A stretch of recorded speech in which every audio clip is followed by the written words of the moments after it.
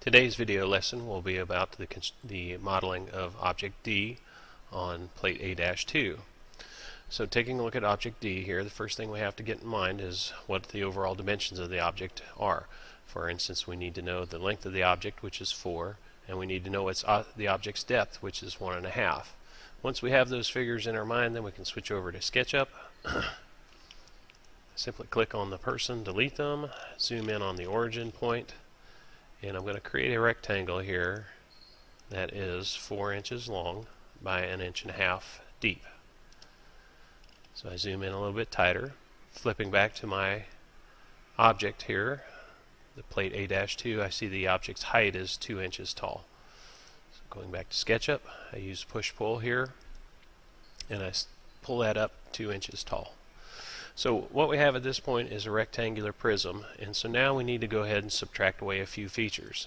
So looking back on the drawing here, plate A-2, we can see we have a step feature here on the right and a slide on the left. So let's start with the step there. I can see that the step is 3/4 of an inch wide, and it is 1 inch tall right there. And so with that information, I go back to my modeler, and I'm going to get a guideline set up here using the tape measure tool, moving that in exactly 7.75 or 3/4 of an inch. The other part of the step, the place where you would put your feet, is right there. It's 1 inch down from the top. So I'm going to go ahead and place another guideline there, 1 inch down.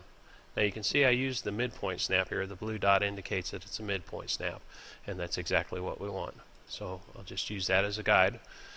Now I pick up my rectangle tool. I'm going to go ahead and draw a rectangle in this position, and then I'm going to use push-pull here just to subtract that step away, just like that. Okay, erase tool, erase the guidelines.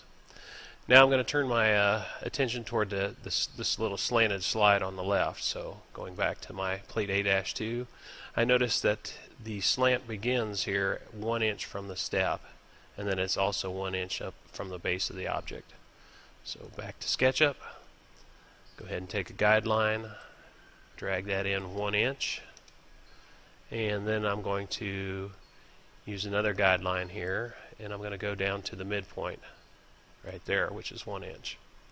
Then I take my line tool and click and drag a line to that position there, and now I'm going to push-pull this triangle backwards, and it needs to go back a distance of 0.75.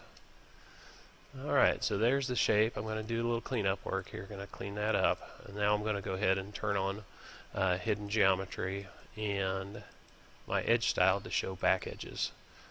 Alright, so remember that you'll need to save this object into a separate folder, and then you'll also need to export out a JPEG so that you can upload it to Canvas.